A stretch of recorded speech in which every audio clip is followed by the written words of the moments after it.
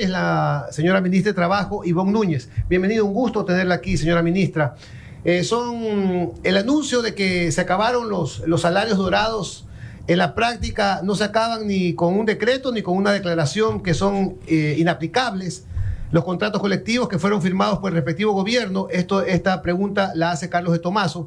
¿Cómo anuncian esto si tendrán que litigar en la justicia la terminación o la anulación de dichos contratos colectivos? A ver, aquí hay dos escenarios. Muy buenos días con todos ustedes. Muchas gracias por esta cordial invitación y le expreso mis sinceras felicitaciones. Tiene un maravilloso estudio radial. Con mucho esfuerzo. Yo lo conocí cuando estaban en la... Cárcel de Octubre. Exactamente, un edificio muy tradicional, pero esto está muy elegante, Muchísimas muy bonito. gracias. Solo que falta la foto de nuestro actual presidente, Daniel Noboa. Bueno, tiene que enviarla autografiada o dedicada, ¿no? Sí, ya les voy a decir, pero está muy lindo. Muchísimas Ya gracias. veo dónde se puede poner la foto de él. Quiero hacer una precisión. Esa galería de expresidentes era de mi padre. Don Javier. La tiene en la casa todavía, y son copias, pero son dedicatorias de expresidentes hacia mi padre. La última nomás, bueno, sigue mirando al infinito el último presidente que se encuentra en la foto de abajo. Bien, son dos escenarios. Bueno, una tarea, una labor, traer la foto. Sí. Bueno, aquí hay dos escenarios. La primera, en el tema de los famosos sueldos dorados, como fueron bautizados hace años atrás. Eso nace de un decreto presidencial. El primero fue el decreto del año 2015. Después se hace el decreto en el año 2018, que es donde quedó anclado en $5,072 como remuneración en la escala número 10 para el presidente de la República. Se emitió un acuerdo ministerial. ¿Qué es lo que sucede en el momento en que el presidente Daniel Noboa asume la conducción del Estado? Comenzamos a revisar los números y nos dimos cuenta, por ejemplo, en el caso de contratos ocasionales, que se gasta al año $1.221 millones. $1.221 millones. Ley LOCEP.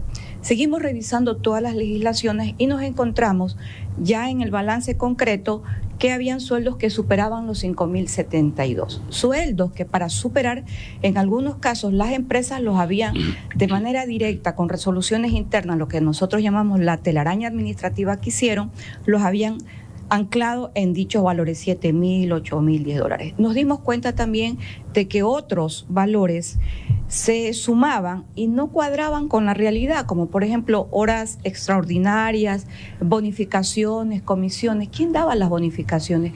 ¿Quién daba las comisiones? Algunas nacen por contratación colectiva, entonces eso nos llevó al estudio de la contratación colectiva. Muy bien, ¿cuántos trabajadores en el sector público hay en el Ecuador en la actualidad? Menos de 500,000 de personas. ¿Cuántas personas hay en el sector privado? Fuimos haciendo todo un estudio técnico, pero también un estudio económico.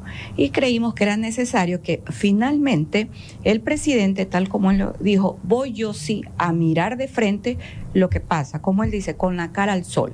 Con la cara al sol revisó y le dispuso a esta ministra de Trabajo que hiciéramos un acuerdo ministerial eficiente, transparente y que se ponga ahora sí a la Contraloría directamente a realizar las funciones que a la Contraloría le corresponde. ¿Por qué?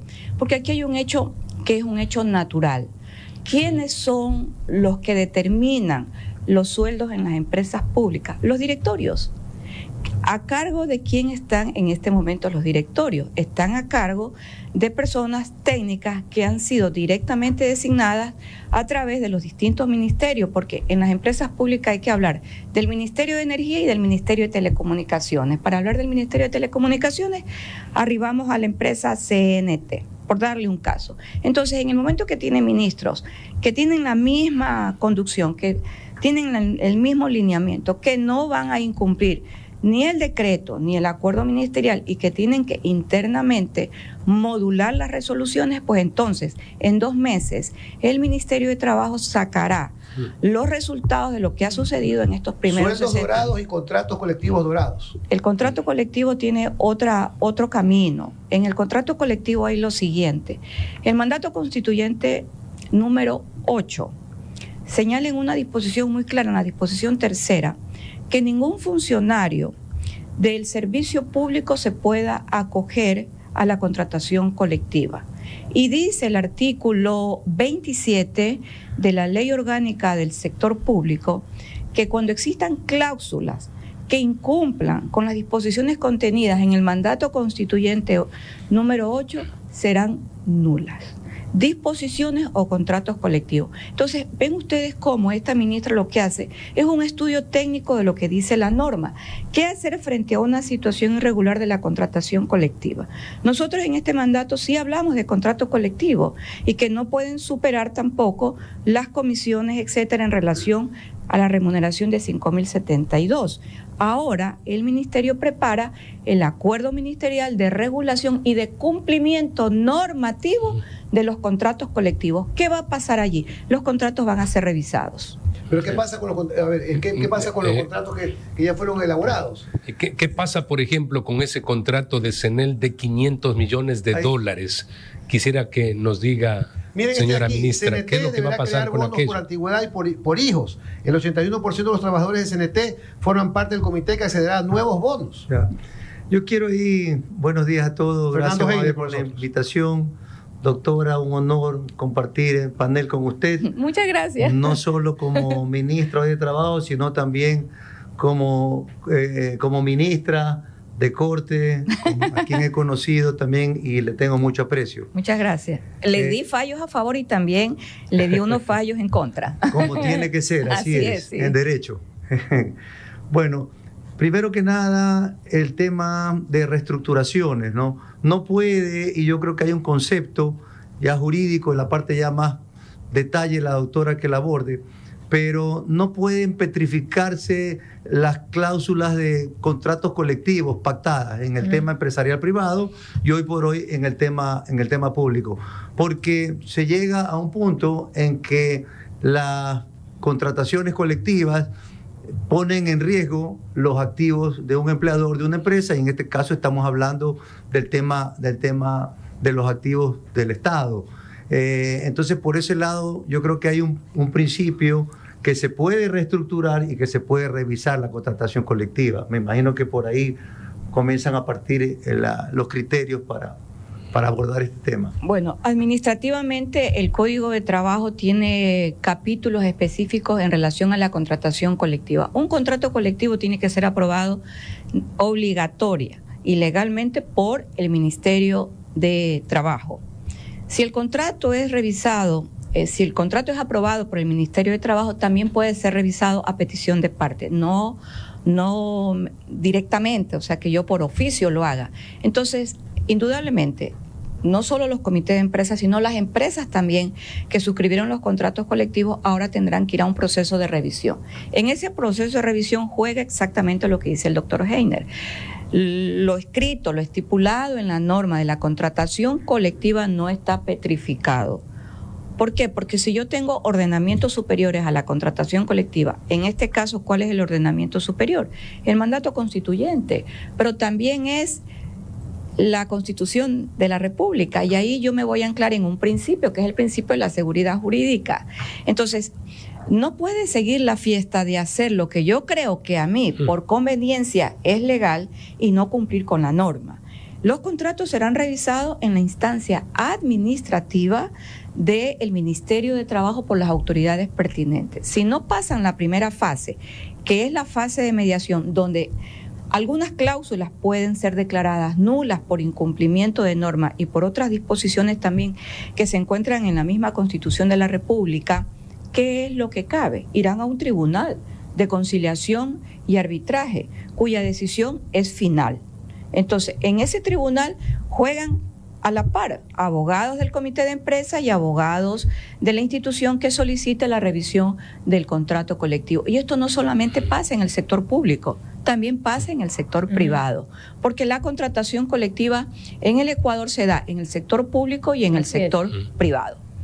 Está empeñado el gobierno del Ecuador, el presidente Daniel Noboa, que más allá de lo que se ha revelado en los últimos días con estos sueldos dorados, pero ya hemos hablado también de lo que los contratos colectivos establecen en algunos casos, y quiero reiterar porque ha sido escandaloso, poco se entiende, poco se sabe, más allá de los titulares de los medios de comunicación el año anterior. esto de que un contrato colectivo asegure $500 millones en las falencias que tiene actualmente económicamente pues el Estado ecuatoriano. Entonces, ¿va a atacar el presidente de la República para transparentar y llevar a una situación lógica en esta relación de trabajo? Porque de lo contrario, pues no tendría sentido alguno. 62% de los ecuatorianos jóvenes de 18 a 35 años se quieren ir del país y resulta que acá tenemos personas que tienen asegurada la vida y creo que después de la muerte también por contrato colectivo. Entonces, ¿ha llegado ese momento? Sí, hay un punto, disculpe que interrumpa, doctora, porque quiero también fundamentar en derecho también esto, y hay una letra chiquita interesante antes que conteste la doctora. Si uno coge la Constitución del año 2008, la Constitución es del año 2008 para atrás, ya la del 98, en la norma que estipula la Constitución que los derechos del trabajador son irrenunciables, estipulaba antes del 2008 que los derechos del trabajador, los derechos reconocidos del trabajador son intangibles, inalineables, etcétera, etcétera. Claro. Que de ahí también hemos escuchado y hemos venido escuchando desde aquel entonces los derechos adquiridos. No, es que es derecho adquirido. ¿Y qué es derecho adquirido? Ya se lo di, ya no se lo puedo quitar. Derecho adquirido. Si nosotros vemos la Constitución del 2008, notamos que en la norma que estipula de la irrenunciabilidad de derechos ya no dice derechos reconocidos. Dice, son irrenunciables los derechos de los trabajadores. Entonces, ahí fundamentos de derecho hay para fundamentarse en lo que estamos hablando. Mire, esa es la base, entonces. Claro, el reconocimiento de los derechos, ¿a qué derechos se refiere? A derechos adquiridos, dice usted. Ya, yo le digo, ¿cuál derecho adquirido tiene el trabajador en la actualidad? Yéndonos al discurso del año 2008. Un derecho adquirido que consta en la norma del Código del Trabajo y que consta en la Constitución de la República, que además es un derecho universal. El derecho a la seguridad social. Yo no voy a discutir sobre el derecho a la seguridad social porque es un derecho universal. Si quieren decir derechos adquiridos porque es el conjunto de los derechos o la suma de beneficios sociales que un trabajador tiene en el conjunto de su remuneración y en el conjunto de su acción, yo puedo también decir las vacaciones. Sí, pues las vacaciones son derechos universales. Es bien claro lo que señala el doctor Heiner. Esa diferencia entre la Constitución anterior y la Constitución actual marca un antes y un después, pero ambas reconocen la contratación colectiva y el presidente Daniel Noboa la reconoce, por supuesto, no se puede dejar de reconocer, porque la contratación colectiva, más allá de que se encuentre en el artículo 326 de la Constitución de la República, donde están todos estos famosos principios, que son principios universales como la irrenunciabilidad, la intangibilidad, la imprescriptibilidad en los derechos en que aún son imprescriptibles para su reclamación, pero hay otros que son prescriptibles para la reclamación, etcétera.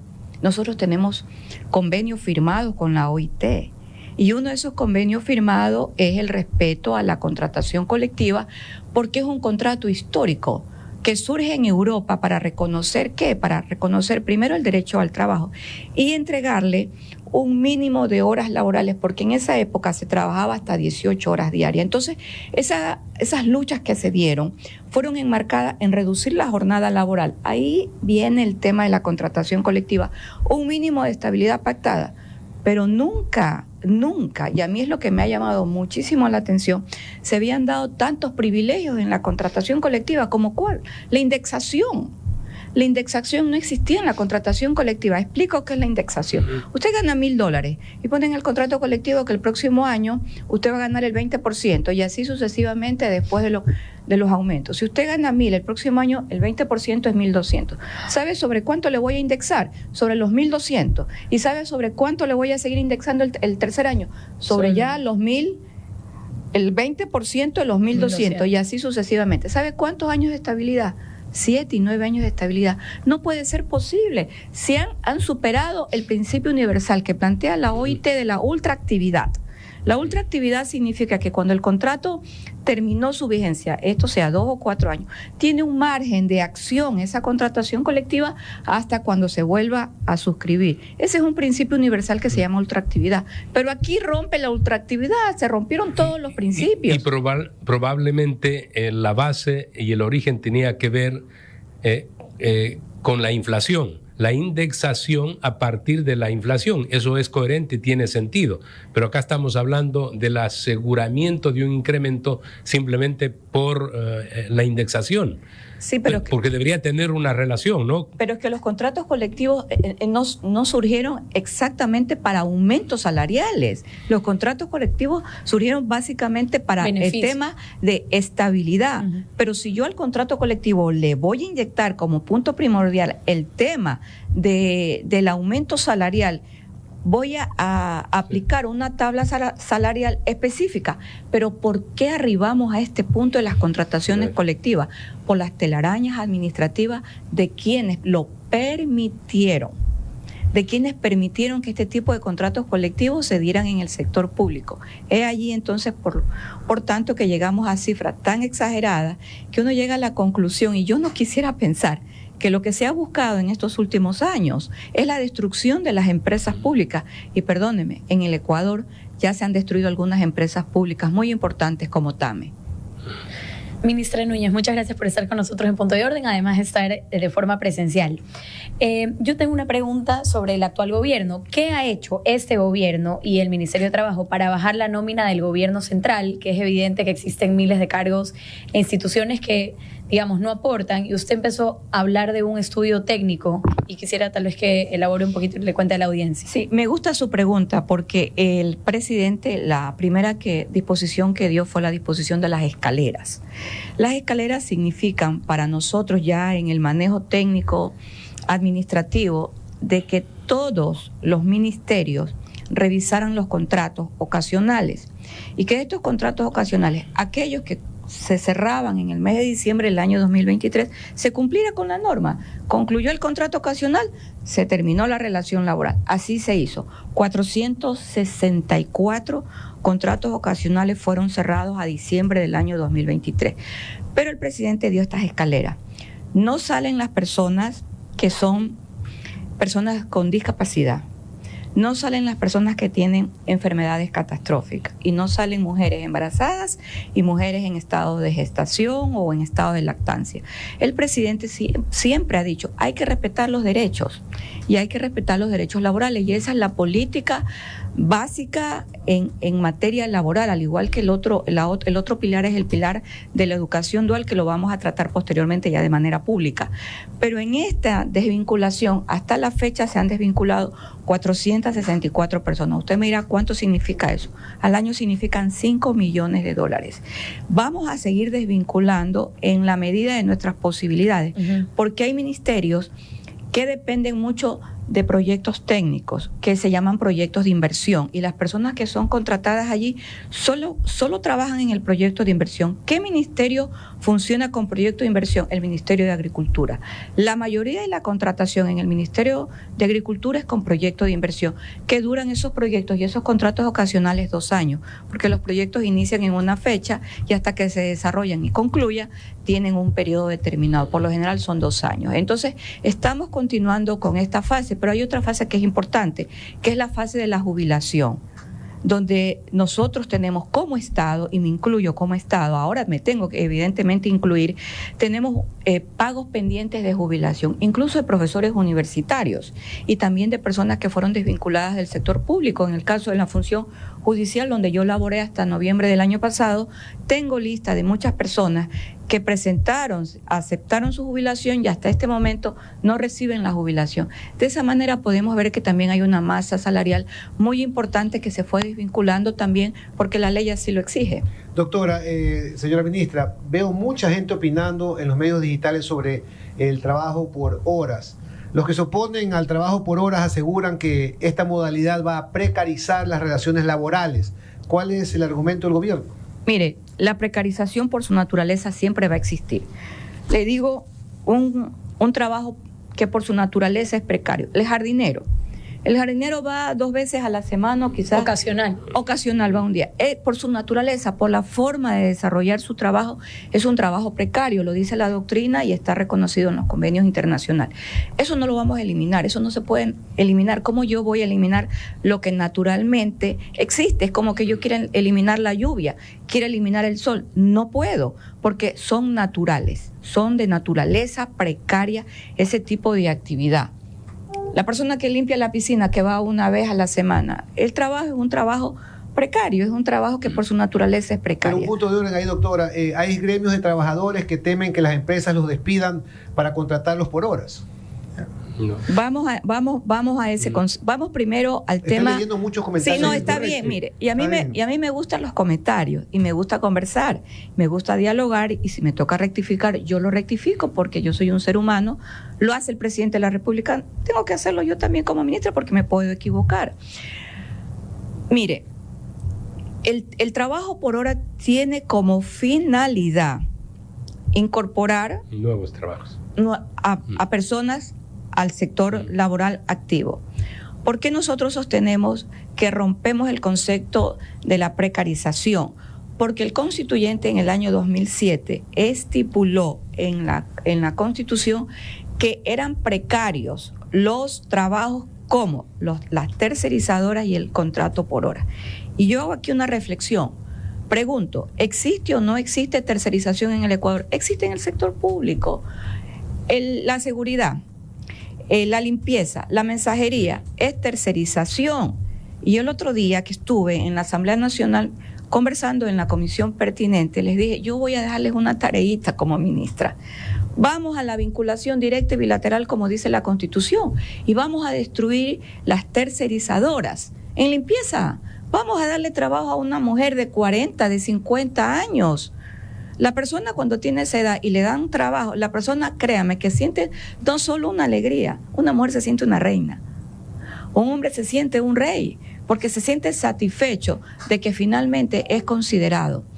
¿Cuántas personas en el país a través de grandes empresas recibieron dinero por parte del Estado? Es una tarea pendiente que en algún momento se va a transparentar. ¿Por qué no contratarlos de manera directa, sobre todo en la Amazonía, donde se tiene que cumplir con una masa salarial del 80% de personas que son nacidas allí? Pero bien, no es precaria la propuesta del presidente Daniel Noboa, porque tal como se encuentra diseñada la pregunta, con el aval de la Corte Constitucional, incluyó la palabra que se debe incluir en el pago de la jornada por hora todos los derechos adquiridos por los trabajadores. Y aquí entran los derechos adquiridos.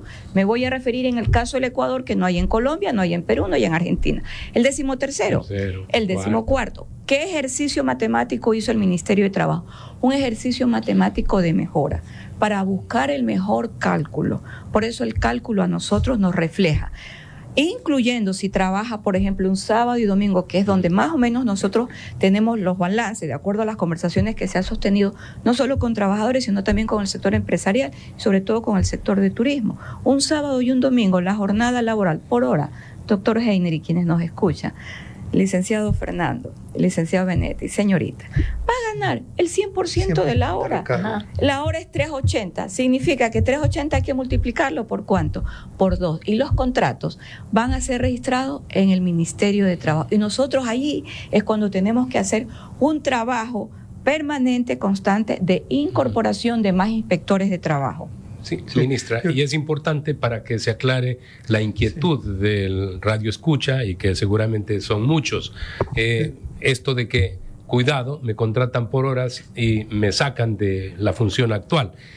Está clarísimo que es para nuevos trabajos. Por primera vez, dice por primera vez. Mira, aquí Este agregado. dice, ya no va a haber jubilación privada, dice. Sapos.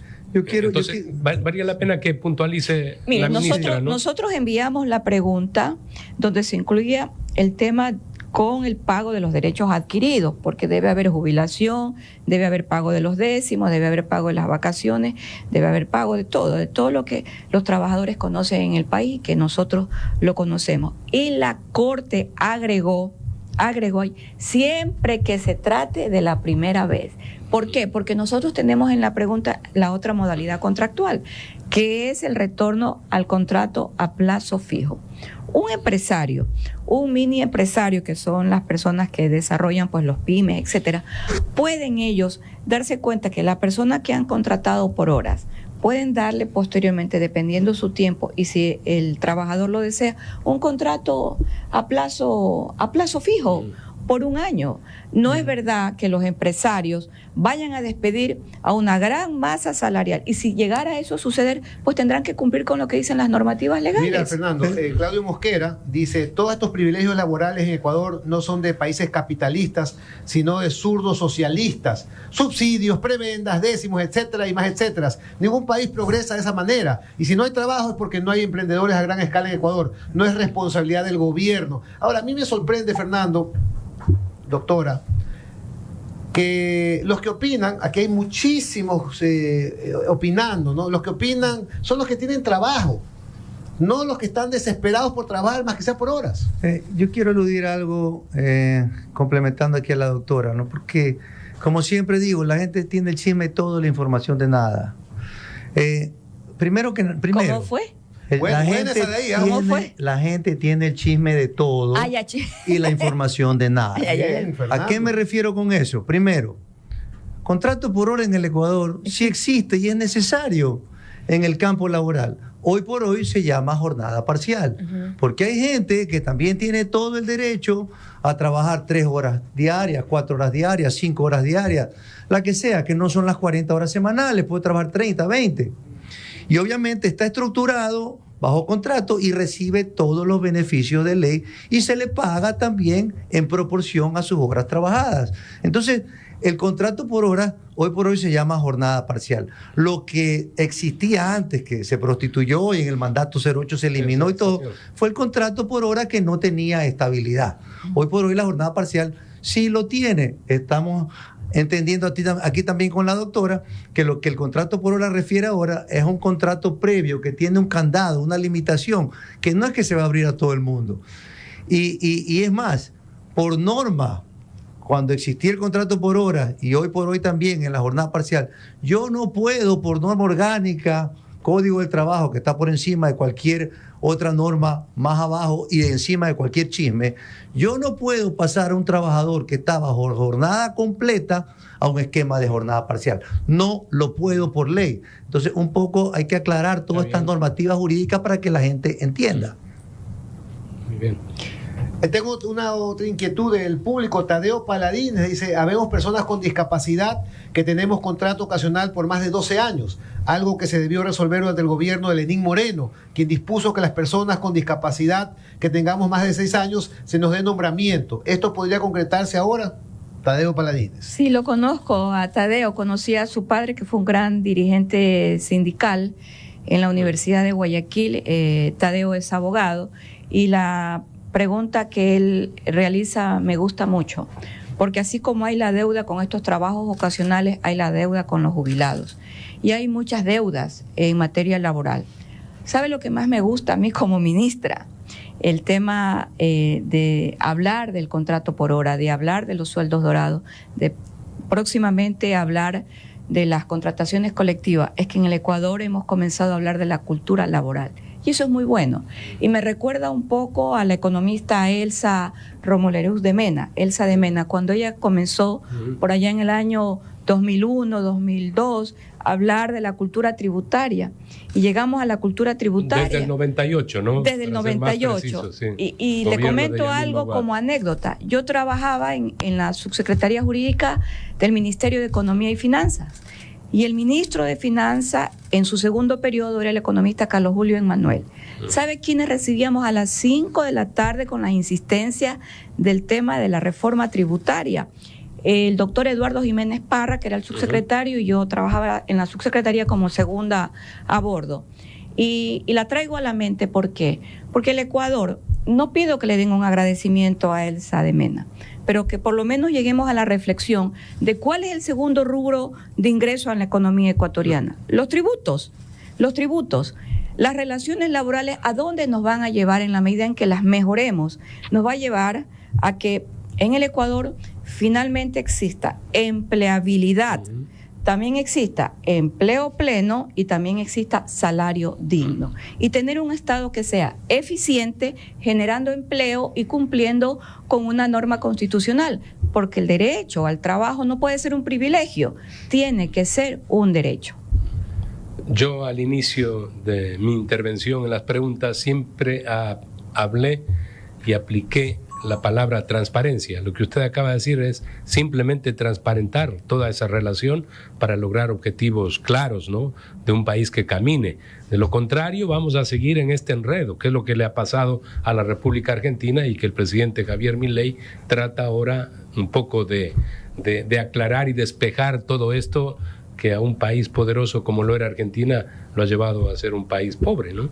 Claro, nosotros en este momento con la política diseñada en materia laboral por parte de nuestro líder Daniel Noboa Sin, lo que ha hecho es poner un punto. Y ese punto final tendrá los primeros balances de resultados en 2 meses. Así como nosotros hacemos los balances semanales, hay políticas que hay que revisar los resultados en un tiempo no a largo plazo, sino a cortísimo plazo. Y esto en 2 meses nosotros vamos a encontrar los resultados. Aquí una pregunta del público, no la entiendo. ¿Es legal que se liquiden sucres y en dólares como lo ha hecho la Cervecería Nacional? Importante esa pregunta. Y yo les decía a los señores de la cervecería que estamos pagando desde el día lunes, se va a recibir a 2.608 personas de acuerdo a lo que dice la sentencia. Es que en el caso de ellos sucedió igual con el caso de Melec. ¿Se acuerda cuando hubo la huelga de Melec allá en el año 1996?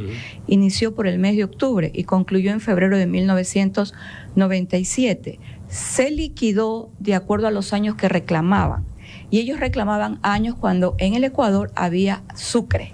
Entonces, lo que se hizo fue esa operación matemática. En el caso de cervecería es exactamente igual. Hay algunos años que estaban en sucre, entonces se hizo el cálculo, no lo hizo esta ministra, lo hizo el Tribunal Contencioso Administrativo con el perito pertinente que fue designado por ellos aquí en la ciudad de Guayaquil. Entonces ahí hay una mezcla entre el cálculo que se hizo de reclamo cuando estábamos en sucre y después unos valores que se suman ya con reclamos cuando estábamos dolarizados. Y lo que se hace en conclusión, no vas a reclamar dólares antes de la etapa de dolarización en el Ecuador. Antes del 2000 no tiene sentido. No tiene sentido. Así es. Lógica pura y simple. Tengo un par de troll center activados aquí en los medios digitales.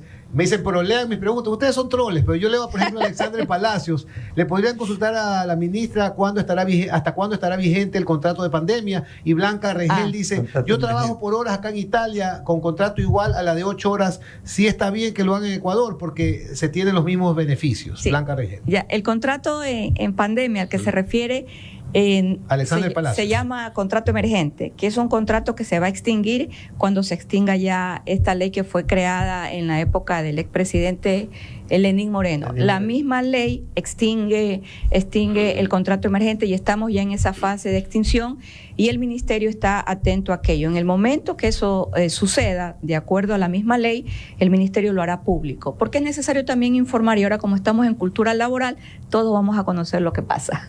Tengo ya última inquietud del público, otros saquen muchos comentarios. Hugo Granda, por favor revisen la equidad en las empresas públicas. ¿Cómo es posible que uno tengan uniformes, expresos, alimentación y otros no tengan ni agua? Caso específico CFN, las últimas administraciones han dejado sin beneficio a algunos de sus colaboradores.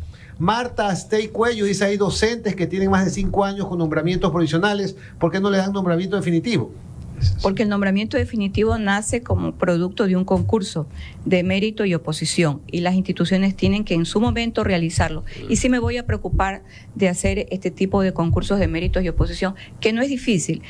Es muy sencillo. Lo que pasa es que lo convertían en difícil antes, porque incluso las plataformas eran plataformas particulares que costaban más que lo que costaba el concurso. Ahora tenemos que activar las plataformas de empresas como CNT. El Ministerio de Trabajo ha dado un ejemplo.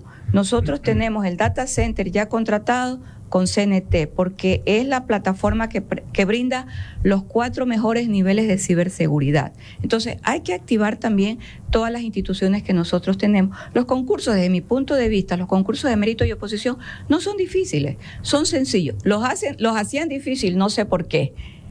Pero los concursos deben realizarse en todas las instituciones que ameriten entregarles ya los nombramientos definitivos. Es necesario porque les entrega una estabilidad que las personas la requieren. Muy bien. Fernando. Sí, doctor, yo tengo otra pregunta recurrente del sector empleadores, ¿no? Y también es una acción de su ministerio, que va adelante, está pendiente y dentro de la cultura laboral, como usted dice, es necesario que todo empresario la tenga clara. Es la ley Violeta. La ley Violeta está vigente, todos sabemos, el 20 de enero del 2023, o sea, tiene ya más de un año. Sin embargo, ahora salió su reglamento y la norma pues procura incentivar a las empresas a promover la ley de género, ¿no? Toda empresa de más de 50 trabajadores deben elaborar y presentar un plan de igualdad de género. Primero referirnos, género habla de hombre y mujer, pero asumo también que refiere también a género, a la comunidad LGBT, géneros no binarios. A la comunidad LGBT y el ministerio a está... géneros no binarios, para ser más claro. Correcto, entonces me imagino que refiere a eso. Y hay que presentar un plan de igualdad que quiero usted nos instruya un poco más de eso, que hay chance de presentarlo hasta el 31 de junio del 2024. Y es hasta el 31 de junio de este año porque el ministerio emitió el acuerdo en el mes de enero, porque según el reglamento tenían que presentar los planes de igualdad ante el ministerio en el mes de enero. ¿Y qué es lo que hizo esta ministra? Conversar con el sector de los trabajadores, que era imposible cumplirlo, y con el sector de los empresarios. A mí me gusta conversar y a mí me gusta sentar en la mesa a las partes, porque lo mejor es el diálogo. No podemos, en guerra no podemos conseguir fácilmente la paz, a veces suceden hechos impensables, pero bueno, se conversó y llegamos todos a un acuerdo que para poder cumplir medianamente los planes de igualdad eran necesarios por lo menos extender un plazo de 180 días. Y eso hizo el ministerio, por eso nace el acuerdo del mes de enero. Respecto a la comunidad LGBTI, tenemos ya listo el acuerdo para suscribirlo con la comunidad LGBTI del Ecuador, a fin de que también, como dicen ellos, pues sean visibilizados. Y aquellos que quieran trabajar y tengan la oportunidad de hacerlo y estén capacitados para hacerlo, también tienen el derecho al trabajo, porque la Constitución no los excluye. Los planes de igualdad no van a funcionar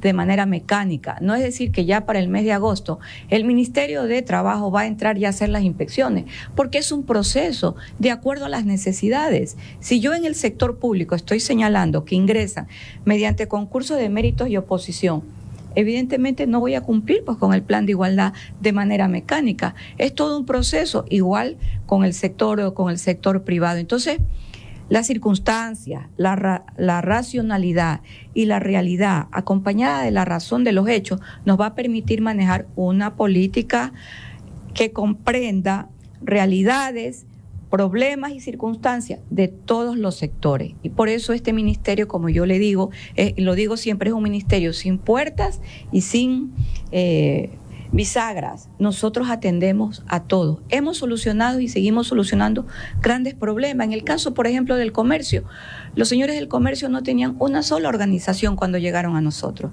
Nosotros les abrimos la puerta. Hoy tienen una organización, tienen un pliego de peticiones y están ya en una fase de mediación. Les acaban de pagar algunos valores pendientes y eso es bueno porque el ministerio tiene que tutelar administrativamente los derechos de todos, de los trabajadores. Tiene que tutelar el derecho también de los jubilados y escuchar también a los empresarios respecto a sus propuestas. Por eso es que el Consejo de Empleos y Salarios ya no se reúne una vez al año para fijar sueldos y salarios como lo hacía antes. Ahora nos reunimos cada 60 días. Y ahora, en el mes de abril, el Ecuador será la sede del Encuentro Iberoamericano de Ministros del Trabajo y vamos a asumir la presidencia. Bueno. Díganme ustedes si no es un honor para el Estado ecuatoriano, bajo la dirección de Daniel Noboa, sin llegar y arribar a estas realidades que son importantes. Y en junio vamos a estar en la convención, que usted la conoce muy bien, de la OIT, y le he propuesto al presidente Daniel Noboa que por primera vez un presidente del Ecuador le hable al mundo laboral de las realidades nuestras. Muchísimas gracias a la doctora Ivonne Núñez, ministra de Trabajo. Me quedo con una gratísima impresión suya, ministra. Muchos oyentes la felicitan. Antonio Armendáriz, el presidente de la FENACOTRALI, dice: lo positivo de la ministra es el control que está ejerciendo a los empleados públicos. Le comento, señora ministra, que andan asustadísimos porque hay muchos que no trabajan o lo están haciendo con partidas falsas? Yo me voy a reunir con ellos. Me encanta reunirme con los trabajadores. Yo fui negociadora de contratos colectivos en la empresa eléctrica y creo que negocié los mejores contratos colectivos cuando estaba el doctor Fernando Apia, su seminario como gerente de la empresa. Después negocié el último contrato, negocié 3 y el último contrato lo negocié cuando la empresa ya estaba intervenida con el abogado Ángel Sereni. Entonces, yo conozco el mundo sindical, lo conozco y el sindicalismo en lo absoluto es malo. Es más, la presidencia de la República tiene un sindicato. ¿Quién aprobó el sindicato? Esta ministra de Trabajo. Muchísimas gracias a la doctora Ivonne Núñez.